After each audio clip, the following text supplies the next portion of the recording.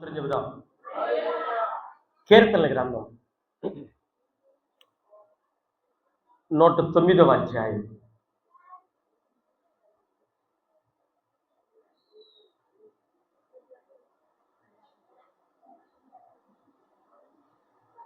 లేదా కీర్తనల గ్రంథం 38, 19 నుంచి చదువుకుంటే బాగుంటుందేమో, కొంచెం క్లారిటీగా మనకు అర్థమవుతుంది. కీర్తనల గ్రంథం 38, 19 నుంచి చదువు. మేలుకు మేలుకు ప్రతిగా వారు కీడు చేయుచున్నారు అంటున్నాడు. దేవునికి స్తోత్రం. హల్లెలూయా. చాలా మంది జీవితాల్లో మనం ఎంత మేలు చేసినా మనకేం చేస్తుంటారు వాళ్ళు? చెప్పరండి గట్టిగా. కీడు తలపెడుతుంటారు, కీడు చేస్తూ ఉంటారు. దేవునికి మహిమ కలుగును గాక. ఆమెను గట్టిగా స్తోత్రం చెబుదాం. ఈరోజు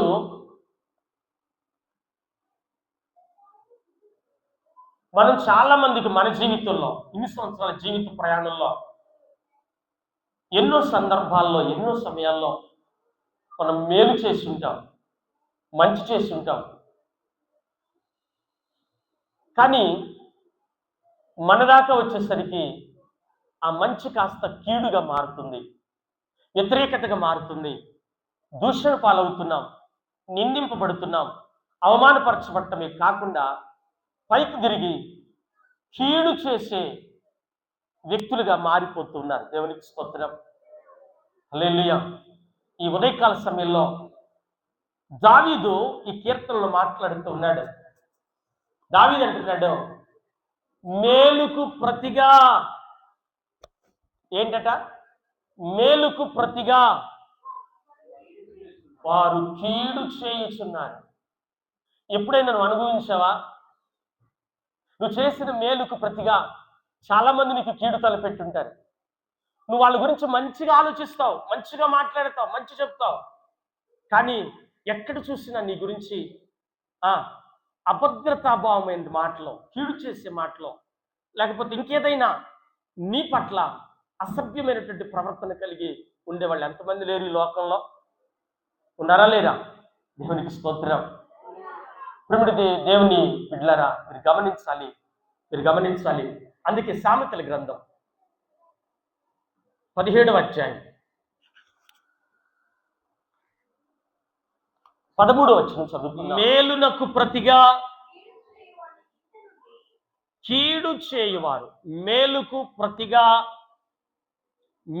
ప్రతిగా చెప్పాలి. మీరంతా, మనకు నోరు ఉందా అండి? మేలుకు ప్రతిగా కీడు చేయువారు ఇంట నుండి కీడు తొలగిపోదు. మేలు చేయువారికి ప్రతిగా నువ్వు కీడు చేస్తే నీ ఇంట్లో ఉన్న కీడు ఎప్పటికీ తొలగిపోదట. దేవునికి స్తోత్రం. హల్లెలూయా. చాలా మంది మనం ఎంత మేలు చేస్తున్నామో ఆ మేలుని మర్చిపోతారండి.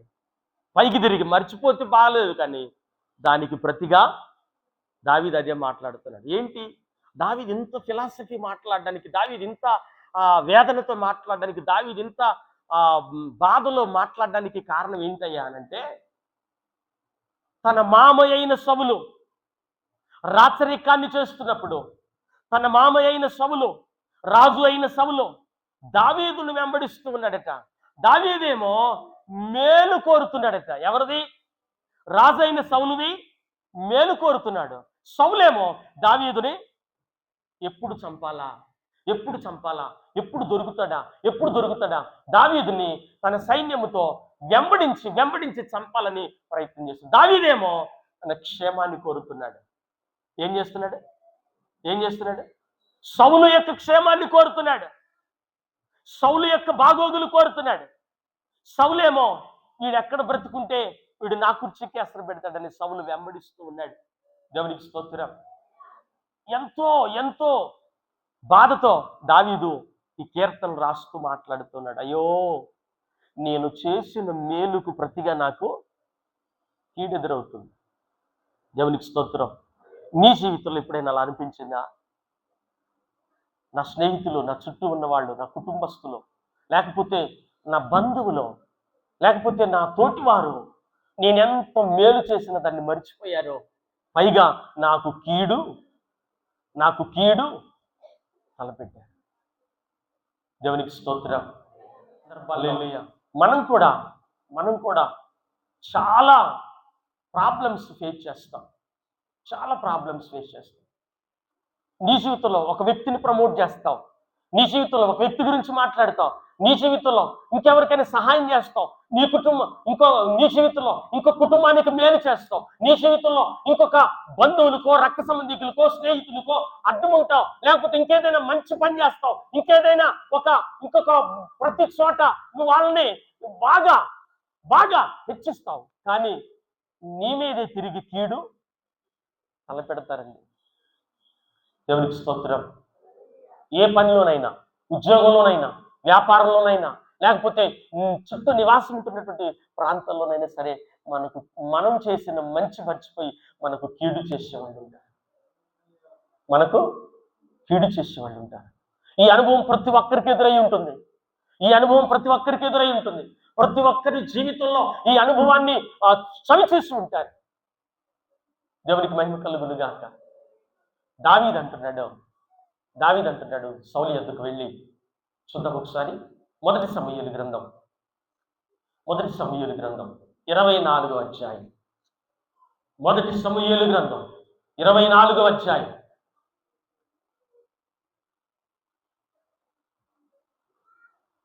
9వ వచనం చదువుదాం. సౌలుతో ఇట్లా నేను, దావీదు నీకు కీడు చేయను ఉద్దేశించుచున్నాడని ఎవరో చెప్పిన మాటలు నీవెందుకు వినుచున్నావు? ఆలోచించుము. ఈ దినము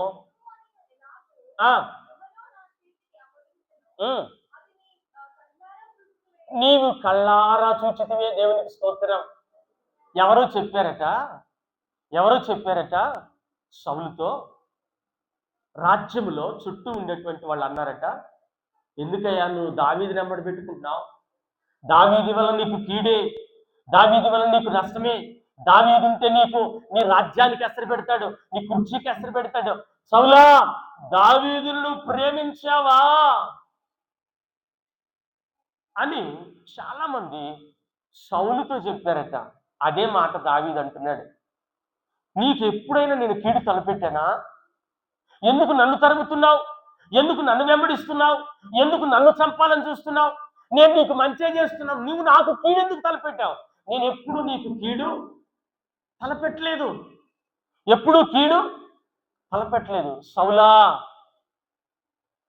సౌలు ఒకానొక రోజు దావీదును తరుముతూ అరణ్యములో ఉన్నాడని ఎవరో చెబితే 3000 మంది సైన్యములు వేసుకుని దావీదును చంపడానికి వచ్చాడట. దావీదును చంపడానికి వచ్చి ఒక గుహలో ఆయన సేద తీరుతున్నప్పుడు దావీదు పక్కన ఉన్న వాళ్ళు అన్నారట, అయ్యా ఎంతకాలం నువ్వు వెయిట్ చేస్తావు? సౌలు ఎప్పుడు నిన్ను చంపాలని చూస్తున్నాడు. ఒక్కసారి ఇప్పుడు సౌలు నీ చేతికి చిక్కాడు కదా, ఈ ప్రాంతం అంతా నీ చేతిలో ఉంది. సౌలు నిన్ను వెతుక్కుంటూ 3000 మంది సైన్యాన్ని వేసుకొని వచ్చాడు. ఎక్కడ వాళ్ళు అక్కడ నిద్రపోతున్నాడు. సౌలు ఒంటరిగా నీ చేతికి చిక్కాడు. చంపరాదా?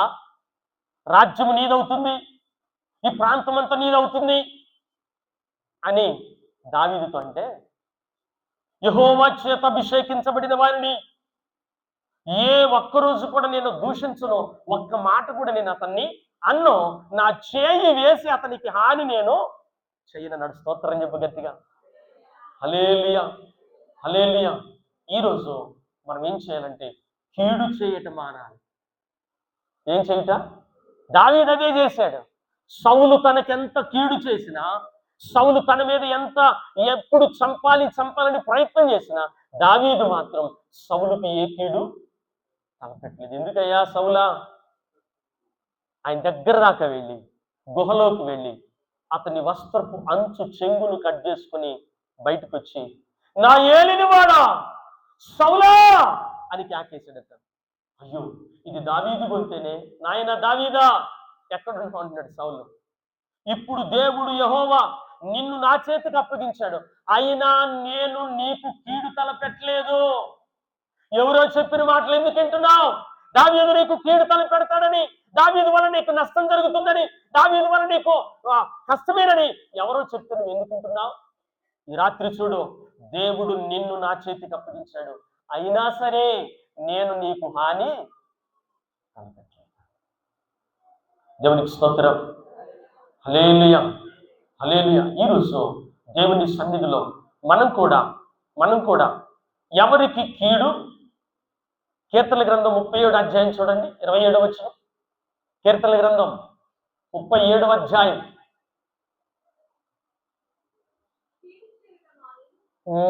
కీడు చేయుట మాని మేలు చేయుము. దేవునికి స్తోత్రం.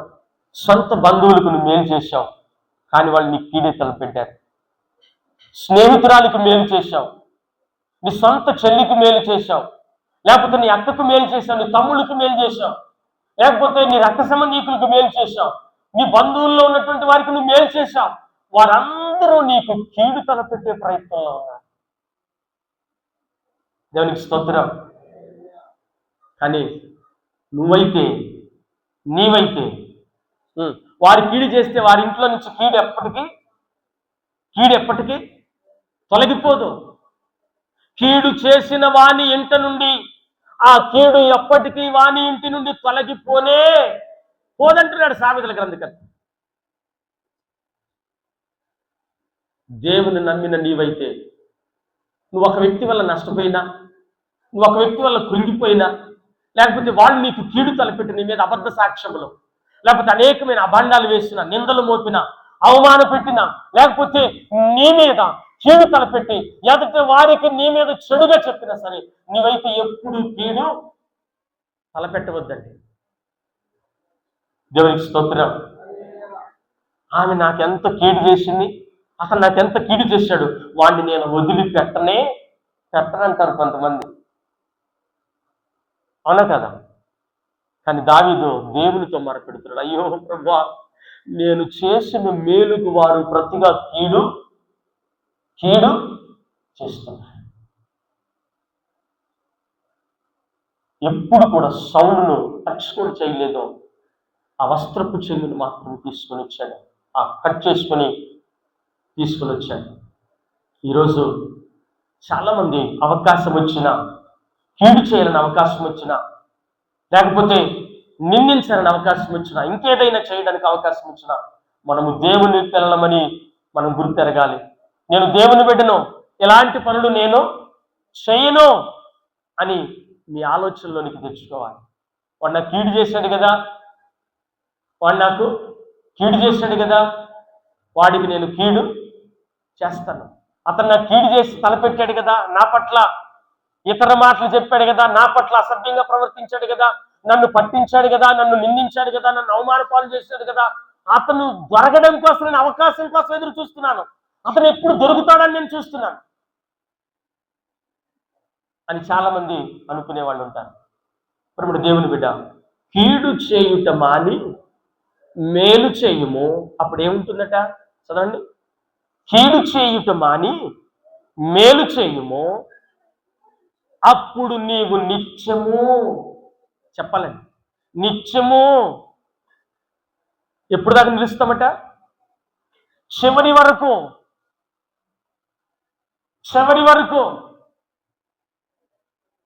దేవునికి మహిమ కలుగును గాక. దేవునికి స్తోత్రం. హల్లెలూయా. తిమోతికి రాస్తూ ఉంటాడు అపోస్తలుడైన పౌలు. చూద్దాం ఒక మాట. తిమోతికి రాసిన 2వ పత్రిక 4వ అధ్యాయము 14వ వచనాన్ని చూద్దాం.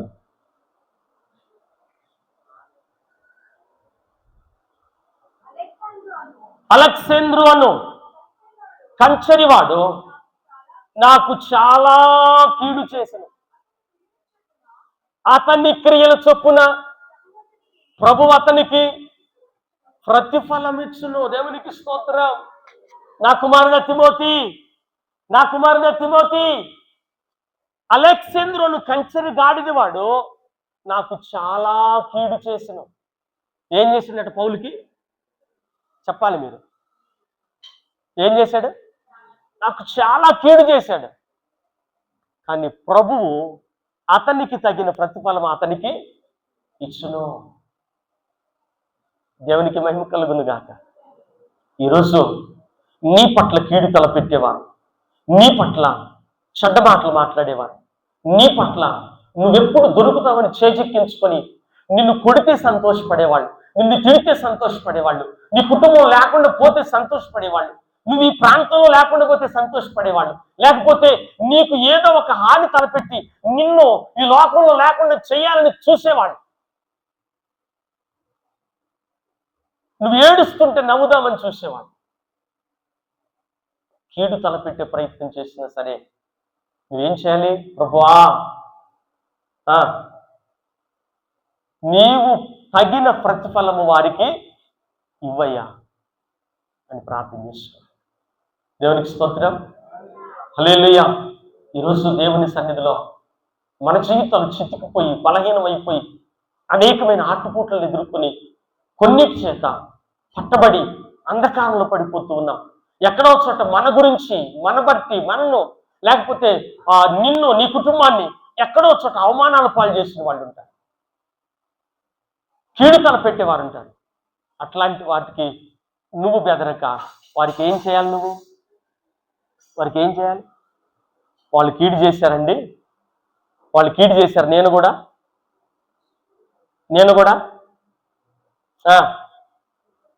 కీడే చేస్తాను. దేవునికి స్తోత్రం. హల్లెలూయా. ఈరోజు దేవుని సన్నిధిలో దేవుని కృప నీ కుటుంబానికి తోడై ఉండాలి. ఎప్పుడు కూడా ఎదుటి వానికి కీడు చేసే ఆలోచన మనకు రావద్దు. నీ శత్రువైనా సరే అతనికి చేతనైతే మంచి చెయ్యి.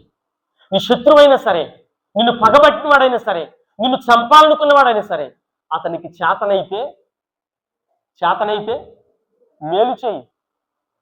కీడు చేయుట మాని మేలు చేయము, అప్పుడు నీవు నిత్యము నిలుచుదువు. ఇర్మియా గ్రంథకర్త అంటాడు, చూడండి ఒకసారి. ఇర్మియా గ్రంథం 18వ అధ్యాయం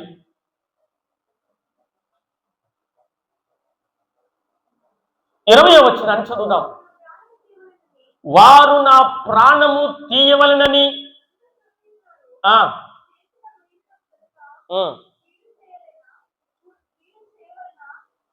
వారు నా ప్రాణము తీయవలనని చదువుతాను. చేసునకు మేలునకు ప్రతిగా కీడు చేయవలన వారికి మేలు కలుగవలనని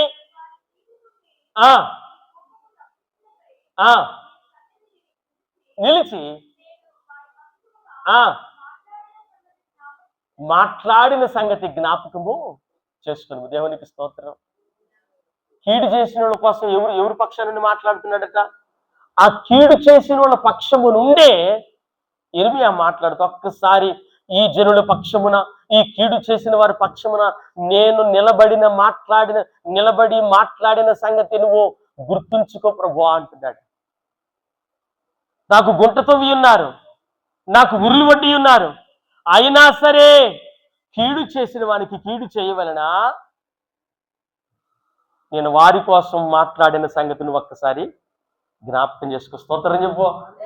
హల్లెలూయా, హల్లెలూయా. ఈరోజు మన జీవితంలో ఎంతోమంది నీకు నష్టం కలిగించి ఉండొచ్చు, ఎంతోమంది నిన్ను నిందపాలు చేసి ఉండొచ్చు, ఎంతోమంది అవమానపరమైనటువంటి పరిస్థితుల్లో నిలిచుంచవచ్చు. కానీ వాళ్ళకి అదే జరగాలని కోరుకోవడం అది తప్పు. దేవునికి స్తోత్రం.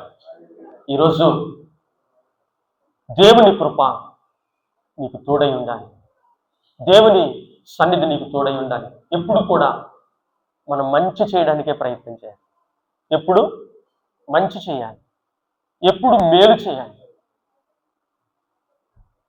దేవునికి స్తోత్రం. హల్లెలూయా. చూద్దాం ఒకసారి 34వ అధ్యాయం కీర్తన 34:14. కీడు చేయుట మాని మేలు చేయుము, సమాధానము వెతికి దానిని వెంటాడుము. దేవునికి స్తోత్రం. ఎంతసేపు సమస్యకి సొల్యూషన్ ఏంటో మనం చూడాలి. ఎంతసేపు కీడు చేయుట మానివేసి అతనికి నేను ఎంత మంచి చేయాలి, నన్ను నిందించిన వారికి, నన్ను అవమానపరిచిన వారికి, నా కీడు చేసిన వారికి నేను ఎంతో కొంత మేలు చేయాలి. దేవునికి స్తోత్రం, హల్లెలూయా. చాలా చోట్ల వింటుంటాం, నేను వాళ్ళకి ఎంతో మంచి చేశానండి, నా సహోదరులకి, నా సహోదరులకు, లేకపోతే నా కుటుంబంలో నేను ఎంతో మంచి చేశానండి, కానీ నా మంచి అప్పటికి పనికిరాదు కదా, నాకు వాళ్ళు కీడే తలపెడతారండి, నేనంటే లెక్క చేయరండి, నన్ను అవమానపరుస్తారండి, నన్ను హేళన చేస్తారండి అని వాళ్ళు ఎంతో మంది లేరా? ఉన్నారు. నువ్వేం చేయాలి? వాళ్ళకి శాతనైన వరకు సమాధానమును వెతికి దానిని వెంటాడు. దావీదు అదే చేశాడు. నాయనా సౌలా, సౌలా ఎందుకు నా వెంట పడుతున్నావు? నేనెప్పుడు నీకు కీడు తలపెట్టలేదు, కానీ సౌలు ప్రతిసారి ఈట పెట్టి ఎప్పుడు పొడవాలా, దావీదుని ఎప్పుడు చంపాలా, దావీదు సైన్యాన్ని, దావీదుతో ఉన్న వారిని ఎప్పుడు నాశనం చేయాలని తిరుగుతూ చివరికి తానే నాశనం అయిపోయాడు. చివరికి తానే లోకంలో లేకుండా వెళ్ళిపోయాడు సౌలు. దేవునికి స్తోత్రం, హల్లెలూయా. కనుక ఈరోజు నీ జీవితంలో నువ్వు ఒకవేళ నువ్వు కీడుని అనుభవించి ఉండొచ్చు, ఒక వ్యక్తి ద్వారా నువ్వు కీడుని అనుభవించి ఉండొచ్చు, ఒక వ్యక్తి ద్వారా నువ్వు శ్రమలు అనుభవించి ఉండొచ్చు, ఒక వ్యక్తి ద్వారా, ఒక కుటుంబం ద్వారా, కొంతమంది ద్వారా నువ్వు అనేకమైనటువంటి ఇబ్బందులు ఎదుర్కొని ఉండొచ్చు. కానీ ఈరోజు ఆ కుటుంబం నీకు తారసపడ్డప్పుడు, ఆ వ్యక్తులు నీకు తారసపడ్డప్పుడు, ఆ వ్యక్తులు నిన్ను మందలిస్తున్నప్పుడు, ఆ వ్యక్తులు ఆ కీడు చేసిన వాళ్ళని నీకు ఎదురు పడ్డప్పుడు, వాళ్ళకి చేతనైతే మంచి చెయ్యి, మంచి చేసే ప్రయత్నించి, అప్పుడు దేవుడు నిన్ను నిత్యము నిలుపుతాడట. ఏం చేస్తాడు? నిత్యము నిలుపుతాడు. దావీదు సౌలు జీవితంలో ఆయన తరమడం, ఆయన పారిపోవడం, ఏ ఒక్కరోజు కూడా సౌలును చంపే అవకాశం వచ్చినా కూడా దావీదు చంపకుండా అతనికి మేలే చేసాడు, కానీ కీడు చేయడు. నీ జీవితంలో నీవెంతవరకు ప్రవర్తిస్తున్నావు? నీవు దేవుని సన్నిధిలో మంచి నడవడికలో, మంచి దిద్దుబాటులో ఉండి, ఒకవేళ నువ్వు నష్టపోయినా సరే ఎదుటి వానికి కీడు చేయకుండా, ప్రభువా నా సమస్తము చూసుకునేవాడు నీవు ఉన్నావు, నాకు ₹1,00,000 నష్టం చేసినోడు ఉన్నాడు, నాకు ఒక ₹10,000 నష్టం చేసినోడు ఉన్నాడు, ఒక ₹50,000 నష్టం చేసినోడు ఉన్నాడు, నేను తిరిగి అతనికి ₹1,00,000 నష్టం రావాలి, కీడు రావాలి, లేకపోతే అతని కుటుంబం మీదకి ఏదో ఒకటి వచ్చి పడాలని కోరుకోవడం, అది అవివేకం, అది తప్పు అవుతుంది. దేవునికి స్తోత్రం. పౌలు కూడా అదే మాట అంటున్నాడు.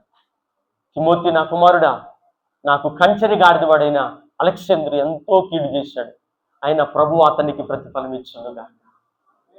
అలాగనే నీకు కీడు చేసిన వానికి ప్రభు అతనికి ప్రతిఫలం ఇచ్చునుగాక, వారికి ప్రతిఫలం ఇచ్చునుగాక. చాలా మంది నిద్రపోతూ కూడా శత్రువును, లేకపోతే గొడవ పెట్టుకున్న వాళ్ళను, లేకపోతే సమస్యలో ఉన్న వాళ్ళని ఆలోచన చేసి వాళ్ళకి ఎట్ట నష్టం చేయాలా, ఎట్ట బలహీనపరచాలా, ఎలా వారిని పట్టించాలా, ఎలా వారిని అవమానపరచాలా అని వెతికే వాళ్ళు ఉంటారు. నీవైతే ఎక్కడ సమాధాన పడాలా, ఎక్కడ ప్రేమించాలా, ఎక్కడ అవకాశం ఇస్తే వాళ్ళ కొరకు ప్రార్థన చేయాలా, ఇర్మియా ప్రార్థించలేదు. అని నువ్వు ప్రార్థన చేయాలి. దేవునికి స్తోత్రం, హల్లెలూయా, హల్లెలూయా. చూద్దాం ఒక మాట. కీర్తనల గ్రంథం 35:19 చూడండి.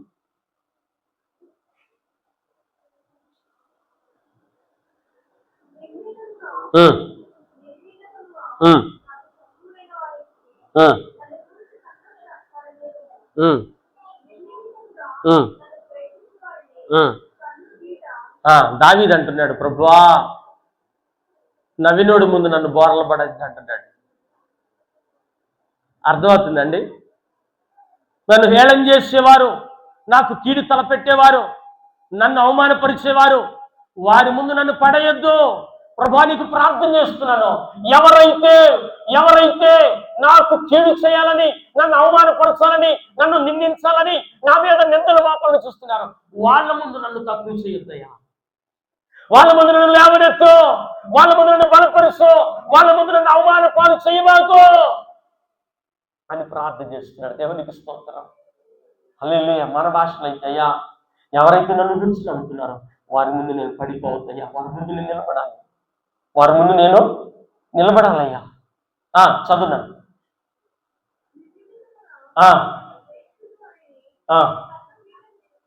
కన్ను గీట నీయకము, వాళ్ళు హేళన మాటలు మరొక్కసారి నన్ను గురించి మాట్లాడొద్దయ్యా, ఒక్కసారి నన్ను అవమానపరచొద్దయ్యా, మరొక్కసారి వారికి అవకాశం నేను ఇవ్వద్దు తండ్రి.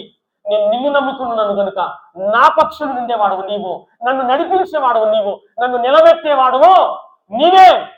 ఎవరైతే నన్ను ద్వేషిస్తున్నారో వారి ఎదుట మరొక్క అవకాశం వారికి ఇవ్వకుండా నన్ను నిలబెట్టు. దేవునికి స్తోత్రం. చదువుతాను. వారు సమాధానము మాట్లాడరు.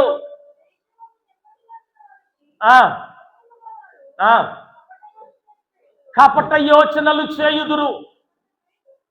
నన్ను ద్వేషించుటకై వారి నోరు పెద్దదిగా తెరుచుకుని ఉన్నారు.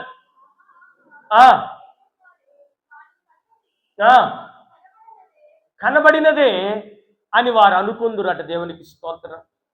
హల్లెలూయా, హల్లెలూయా. చూడు, నిన్నటిదాకా మన మీద తిరగబడ్డాడు ఏమైపోయిండో ఇవాళ చూడు. నిన్నటిదాకా మనతో ఉన్నాడు, లేకపోతే ఇప్పుడు మనకు విరోధంగా అయినాడు ఎలా ఉన్నాడో చూడు అని నవ్వుకుంటారట. అట్లాంటి వారి ఎడల నన్ను సిగ్గుపరచొద్దు ప్రభువా, నన్ను నిలబెట్టు. దేవునికి స్తోత్రం. హల్లెలూయా. ఈరోజు నీ జీవితంలో నువ్వెన్నిసార్లు కీడును అనుభవించినా, ఎవరి ద్వారా కీడును అనుభవించినా, ఎవరు నీకు అపాయం తలపెట్టినా వారికి మంచి చేయడం నేర్చుకో, వారికి మేలు చేయడం నేర్చుకో. నువ్వు నిత్యము నిలబడిపోతావు. దేవునికి స్తోత్రం. హల్లెలూయా. ఈరోజు మన జీవితంలో మన కుటుంబాల్లో అద్భుతమైన కార్యాలు చేస్తున్నాడు దేవుడు.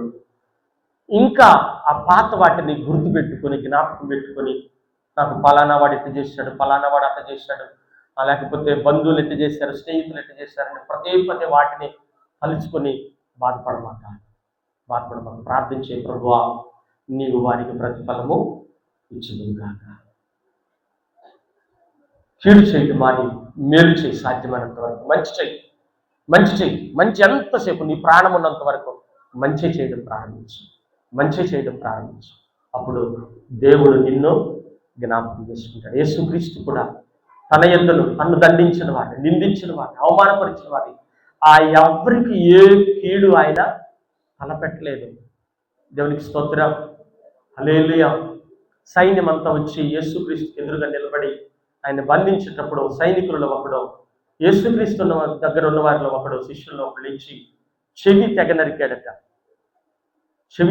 ఎందుకు చేస్తున్నావు అయ్యా? వీళ్ళని దండిస్తున్నారు, వీళ్ళని పట్టుకుంటున్నారు, వీళ్ళను శరసాలకు తీసుకెళ్ళబోతున్నారు అని అంటే, నేను తలుచుకొని నేను ప్రార్థన చేస్తే నా తండ్రి 12 సేనా వ్యూహముల కంటే ఎక్కువైన వారిని నా కొరకు పంపడా? అయినా సరే నేను ఎవరిని ఏమి అనదలుచుకోలేదు, ఎవరిని నిందించదలుచుకోలేదు, ఎవరిని నీతి యావత్ ఇలాగూ జరగవలసి ఉన్నది కనుక ఎవరి పట్ల నేను అనుచితంగా ప్రవర్తించదలుచుకోలేదు అని వాళ్ళని సముదాయించాను. మరలా ఏం చేశాడు? ఆ చెవిని తీసి అతికించాడు. దేవునికి స్తోత్రం. ఈరోజు మనం కూడా మనకు కీడు తలపెట్టే వారి కోసం ప్రార్థన చేద్దాం. ఏం చేద్దాం? ప్రార్థన. ప్రభువా మన్నించయ్యా. కపట ఆలోచనలు చేస్తారు. దావీదుని దానియేలుని ఎప్పుడు పట్టించాలా, ఎప్పుడు నింద మోపాలా, ఎప్పుడు ఉద్యోగం నుంచి తీసేయాలా అని చూశాను. కానీ దానియేలు ఆ ప్రాంతం కోసం ప్రార్థన చేస్తున్నాడు. దినము నిత్యము ముమ్మారు మోకాళ్ళుని దానియేలు ప్రార్థన చేశాడు. మనం కూడా ఆ కీడు విషయమై శోధింపబడక దేవుని సన్నిధిలో ప్రతి విషయంలో ప్రార్థన చేద్దాం. ఈ శత్రువు కోసం, నీకు కీడు చేసిన వారి కోసం, నిన్ను అవమానపరిచిన వారి కోసం మనం ప్రార్థించేద్దాం. దేవుడు అద్భుతమైన కార్యములు మన కుటుంబాల్లో జరిగించును గాక.